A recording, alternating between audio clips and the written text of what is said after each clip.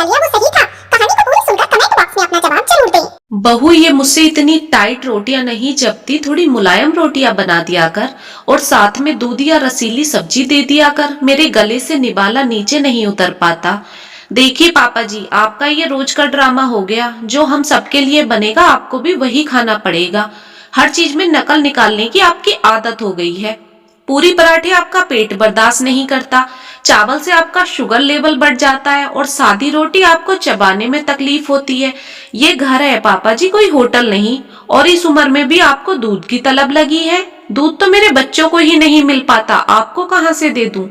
दुर्गेश बाबू की बहू रानी ने उन्हें जरा सी बात पर इतना बड़ा लेक्चर सुना दिया था। दुर्गेश बाबू सर झुकाकर डाइनिंग टेबल पर बैठे रहे और रानी गुस्से में पैर पटकती हुई रसोई में जाकर बर्तन इधर उधर फेंकने लगी। बहू के मुंह से इतना अपमान सहने के बाद दुर्गेश बाबू की भूख मर चुकी थी, इसलिए दुर्गेश बाबू बिना कुछ खाए ही अपने कमरे में चले गए। दुर्गेश बाबू बैंक के मैनेजर पद से सेवानिवृत्त हो चुके थे। अच्छी खासी पेंशन आने के बाद भी बुढ़ापे में 2 वक्त की रोटी के लिए इतना अपमान सहना पड़ रहा था। दुर्गेश बाबू की मित्र मंडली रोज नजदीकी पार्क में लग जाती थी, लेकिन आज दुर्गेश बाबू के पास पार्क में जाने के लिए भी कपड़े नहीं थे। सारे कपड़े मैले कुचले पड़े थे। रानी ने तो मानो दुर्गेश बाबू के कपड़ों को हाथ लगाने की कसम खा ली हो। अपने कपड़े धोने के लिए दुर्गेश बाबू ने जैसे ही मशीन लगाई, रानी गुस्से में बिलबिलाती हुई दौड़ी चली आई। आपका दिमाग खराब है क्या पापा जी? दोपहर में भी 2 घड़ी लेट जाओ तो आपको नए नए सर्कस करने होते हैं। और ये क्या इतना सारा सरफ डाला है 4 कपड़े धुलने के लिए? बर्बाद करके मानेंगे आप तो हमें। अब तो मेरे सर से पानी ऊपर उतर गया, कहाँ जाके मर जाऊं मैं? इस आदमी ने तो मेरा जीना दूभर कर दिया। दुर्गेश बाबू आकर अपने पलंग पर लेट गए। सामने लगी उनकी पत्नी सुमित्रा जी की तस्वीर को देखकर अतीत की यादें ताजा हो गईं। कैसे सुमित्रा जी एक एक रोटी लाकर उनकी प्लेट में गरम गरम परोसती थी और उनके कपड़े तो ऐसे चमकते थे जैसे आज ही नए खरीदे हों। सुमित्रा, मुझे अकेला छोड़कर क्यों चली गई? मैं तुम्हारे बिना बहुत अकेला हूँ। इस अपमान को मैं और नहीं बर्दाश्त कर पा रहा, मगर क्या करूँ, कोई रास्ता भी तो नहीं नजर आता।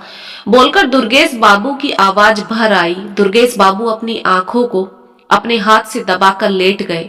तभी उनके मोबाइल की घंटी बजी। हेलो, नमस्कार सर, मैं आश्रय वृद्धाश्रम से कल्पना बात कर रही हूँ। सर, हम सभी वरिष्ठ नागरिकों के लिए एक वर्कशॉप हमारे आश्रम में लगा रहे हैं। अगर आप रुचि रखते हैं तो कल शाम आश्रय वृद्धाश्रम में आ सकते हैं। दुर्गेश बाबू ने सुमित्रा जी की तस्वीर की तरफ देखा, जैसे यह आवाज सुमित्रा जी की ही हो और उन्होंने ही उन्हें बुलाया हो। अगले दिन दुर्गेश बाबू आश्रय वृद्धाश्रम पहुंच गए। वहां जाकर उन्हें बहुत सुकून और शांति मिली। कोई बड़ा छोटा नहीं था, सब एक दूसरे के साथ खुश और मिलनसार थे। सभी के दुख और तकलीफें समान थे, इसलिए सभी एक दूसरे की परेशानियों को दिल से सुन और समझ रहे थे। पूरा दिन वृद्धाश्रम में बिताने के बाद दुर्गेश बाबू को महसूस हुआ कि एक दिन बिना अपमान के रहने में कितना हल्का महसूस होता है। अगले दिन दुर्गेश बाबू अपना सामान पैक करके वृद्धाश्रम के लिए निकल पड़े। पापा, आप कहाँ जा रहे हैं? दुर्गेश बाबू के बेटे अजय ने पूछा। बेटा, मेरे यहाँ रहने से तेरी पत्नी को बहुत तकलीफ झेलनी पड़ती है, इसलिए मैं वृद्धाश्रम जा रहा हूँ। नहीं पापा, आप ऐसे नहीं जा सकते। दुनिया वाले हमें क्या कहेंगे? कोई कुछ नहीं कहेगा बेटा, सब दुनिया वालों के माँ बाप वहीं वृद्धाश्रम में ही मिलेंगे। मुस्कुराकर दुर्गेश बाबू अपना सामान ऑटो में रखने लगे। रानी, रोको पापा को किसी तरह, वरना हम सड़क पर आ जाएंगे। पापा की पेंशन से ही हमारे घर की ईएमआई जाती है। गाड़ी की किस्त भी पापा ही जमा करते हैं। मैं इतनी सी तनख्वाह में सारे घर का खर्च नहीं उठा सकता। पापा जी, मुझे माफ कर दीजिए, आप मत जाइए। रानी दुर्गेश बाबू के पैर में गिर गई। दुर्गेश बाबू बिना कुछ कहे ऑटो में बैठकर वहां से निकल पड़े।